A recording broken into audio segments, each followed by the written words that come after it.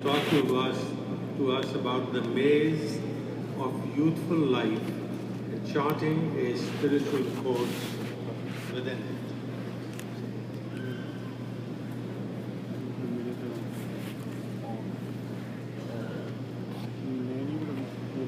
Assalamu alaikum.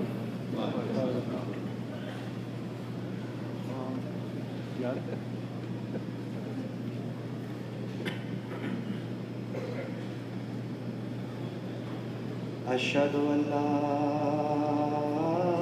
إله إلا الله وحده لا شريك له وأشهد أن محمدا عبده ورسوله أما بعد فأعوذ بالله من الشيطان الرجيم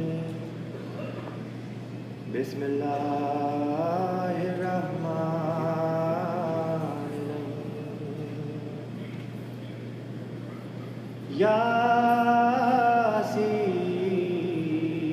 ياسين والقرآن الحكيم إنك لمن المرسلين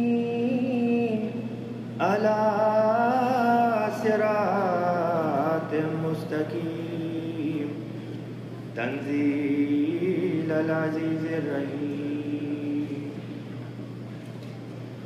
لتنذر قوما ما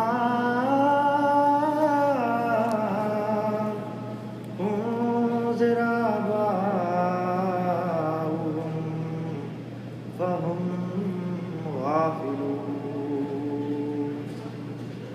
لقد حق القول على أكثرهم فهم لا يؤمنون.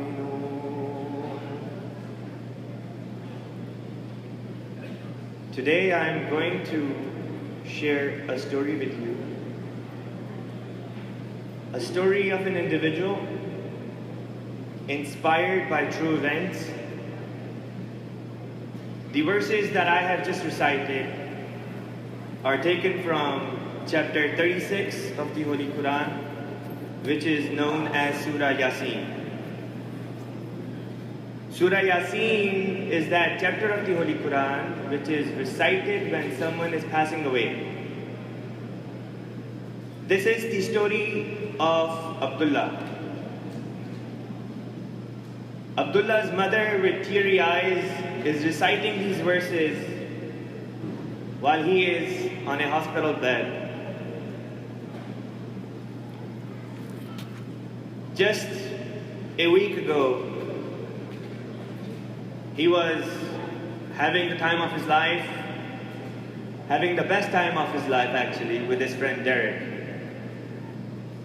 They were coming back and they met an accident. Their car was struck from behind, sending them spiraling in air. Their car hit the guardrail. They were also overspeeding. Several cops and ambulances have already shown up. They have taken them both to the hospital. Abdullah can clearly hear what's happening in the adjacent room. He can hear doctors trying to revive Derek.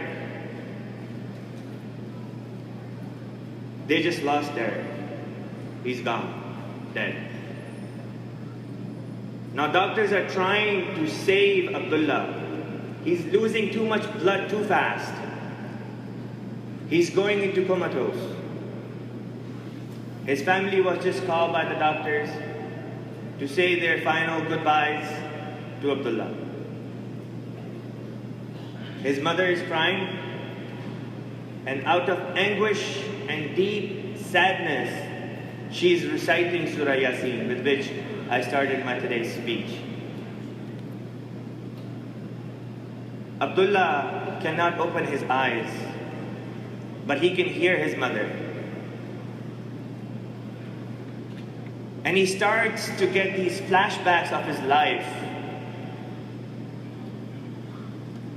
He remembers when he was a young tifl, going with his father to the mosque, attending the Atfal classes. But his memory takes him back when he was 16 years of age. It was a Friday. That was the Friday when he skipped the first Jummah of his life because he wanted to spend time with Derek. That very day, Derek told him to ask a beautiful girl from his class to ask him so that he can ask her for the homecoming next week. He came home, had the biggest argument with his mother and father. Biggest argument you can imagine. Obviously, his parents did not approve of it because it says in the Holy Quran, مُحْصَنَاتٍ غَيْرَ مُصَافِحَاتٍ وَلَا مُتَّخِذَاتِ أَخْدَانٍ, that believers are those who marry with the right intentions and they do not have these secret paramours, girlfriend or boyfriend. Chapter 4, verse 26 of the Holy Quran. But he went ahead anyways. He asked the girl to the homecoming. After all, it's his life and he should be able to do whatever he wants, right? That's exactly what Derek told him. He is getting these flashbacks while he's on his deathbed. He remembers the time when he had to apply for colleges. He felt very confused and dazed about it. He was confused and dazed about it, yes. Rather than applying to colleges based on their merit and the programs they offered, he applied to colleges simply based on the fact, how far can he be from his parents and his family? He wanted to enjoy the American lifestyle, the typical dorm life. He lacked clarity of mind and guidance from his elders. Obviously, he's regretting now that he's on his deathbed, thinking that all those guys, all those people who were with him, his friends, his colleagues, back when he was a tifl, they are in well-to-do places because they were in constant contact with Khalifatul Masih. But it's too late for him now. He remembers aiming for wealth so that he can buy all the things he ever wanted. To party on the weekends, to skip prayers. That's how it all starts. First, you think that your home is too far from the mosque, and then slowly, you stop going to the mosque altogether. And then slowly, you start reading prayers. So that's what he liked, to be away from family, to be away from Jamaat, partying all weekend long, skipping prayers, missing Jummah months on at a time, not having to pay any chanda to Jamaat. No financial donation whatsoever. Didn't have to come to mosque, and therefore he was absolutely not involved in his local majlis. Finally, he had his freedom, and he was enjoying it, or at least he thought he was. He remembers when he fell in love with a beautiful girl, whom he saw at a party, who later became his wife. He remembers the time when he started consuming alcohol because his friend told him so. He remembers the time when he started doing drugs because his friends were doing it.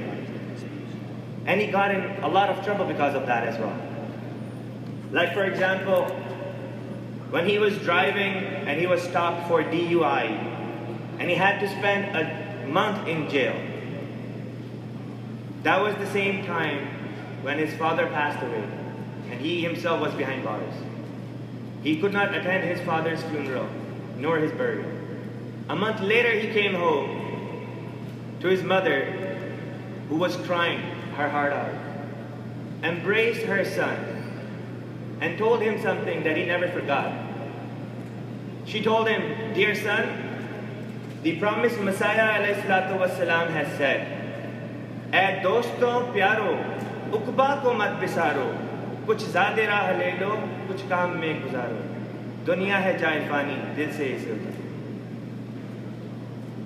Promised Messiah ﷺ has stated, "My son, dear friends and my beloved, do not ruin your hereafter. This world is but a mortal place. Cleanse your heart of its desire and love. She said, my dear son, those who follow this world blindly, regarding them, Allah says in the Holy Quran, أَعْمَالُهُمْ كَسَرَابٍ بِقِيعَةٍ يَحْسَبُهُ الظَّمْآنُ مَاءً حَتَّى إِذَا جَاءَهُ لَمْ يَجِدْهُ شَيْئًا. Their deeds are like a mirage in a desert. The thirsty one thinks it to be water until when he comes up to it, he finds it to be nothing.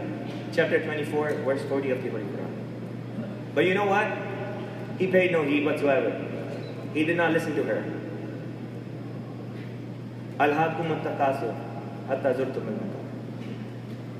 The greed for more and more, and negligence has finally led you up to your graves. Now that his end seems to be inevitably imminent, he feels the shallowness of this life that he was blindly chasing, materialism. The words of Khalifatul Masih Rabi Rahimahullah Ta'ala ringing in his ears over and over and over again. That this is how all such materialistic societies end up. Islam's response to contemporary issues. They say that if you have to go through a maze, all you have to do is just follow the right side or the right wall in the maze and you will end up just fine. Abdullah forgot that he had the spiritual course to go through this maze of youth. It was Quran.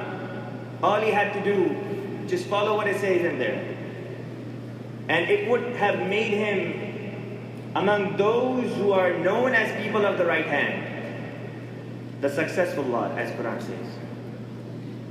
But he did not listen. And here we are, listening to his story while he is on his hospital bed. In his final moments, reminiscing the time when he married a girl for her good looks, who in turn married him for a luxurious lifestyle. He went against the advice of his brother to have a simple wedding. His brother said, have a simple wedding, you know. He went against the advice of his brother and instead went all out of his ways and means, ended up under a huge debt and stress. Someone met our beloved Hazur, Ayyadahullah Ta'ala bin Nasr al-Aziz, a few weeks ago, and shared this beautiful story with me, beautiful incident, something that happened in that room during the mulaqat. He asked Hazur, do you get stressed out? Hazur smiled and said, I don't get stressed out. When I'm about to get stressed out, I start talking to God. Abdullah forgot that the answer to stress and all the worries in life is prayers. Start talking to God.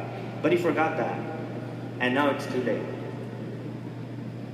He also bought an extremely unaffordable and expensive car simply because his friends were having one. It was more of a status symbol for him than anything else. He did not need it. He was already under huge debt, but he had to get one because his friends had one. And then he learned the hard way. There was all a facade, beneath which an ugly reality lied awaiting. The girl whom he had married for her looks was in this relationship for wealth. Her personality ended up being not beautiful at all. And all the wealth that he had spent, or all the wealth that he had spent his prime in earning, it was all but lost. And now what remains is debt and frustration. And alas, there was no real peace in his life. Alhaakum at-takasur, hatta zurtum al-maqabir. If he had only listened to the prophetic words of Holy Prophet Muhammad sallallahu alayhi wasallam, when Prophet Muhammad sallallahu alayhi wasallam said, "Tunkahu al-mar'atu li arba'in limaliha," that you marry a girl, you marry a woman for 4 reasons. You marry her either because of her beauty or because of her lineage, her family background, her wealth, or her piety, righteousness, taqwa. فَاصْفُرْ بِذَاتِ الدِّينِ تَرِبَتْ يَدَاكَ. Give preference to her righteousness, otherwise you will end up in a state of loss. Sahih Bukhari Kitab al-Nikah. His mind snaps back into reality for one moment. He can hear his family by his bedside. He can hear loud and clear his mother crying. Asking Allah for a miracle that now seems to be far-fetched, almost impossible. And maybe it was impossible. He is unable to open his eyes, but he can vividly hear them before he is drawn right back into his memory lane. The memories of a distant past, sour relationship with his family, failed marriage, reckless pursuit of materialism, flashes before his very eyes quickly. Now back from his cold memories of a life lost in maze and daze and confusion and stress that he spent in pursuit of vanity and profanity, he felt a sudden chill down his spine. He opened his eyes one last time, took a deep breath, and then he died. Alhaakum at-takasur hatta zurtum al-maqabir. The greed for more and more has surely led you up to your graves. He was buried the next day. His mother and his family crying at his grave. Couldn't do anything to save him. While his soul departs into the afterlife. وَنُفِخَ فِي الصُّورِ فَإِذَا هُمْ مِنَ الْأَجْدَاثِ إِلَىٰ رَبِّهِمْ يَنْسِلُونَ. And then the trumpet was blown into. And people came out of their graves and started running towards their Lord. إِن كَانَتْ إِلَّا سَيْحَةً وَاحِدَةً فَإِذَا هُمْ جَمِيعٌ لَدَيْنَا مُحْضَرُونَ. And now they are standing before their God. Chapter 36, verses 50-54 of the Holy Quran. After some time, his soul is woken up by a loud voice, and he starts to walk towards a huge ground where several people are gathered. And it just dawned on Abdullah. It's the judgment day. And he has nothing to show for it. He is ashamed for having wasted his entire life and is now scared because he does not know what is going to happen.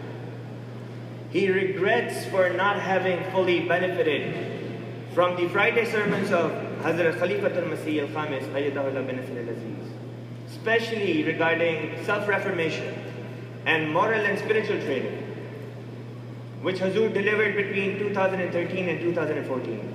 If only he had listened to those sermons and acted on them, he wouldn't be here. But it is finally too late.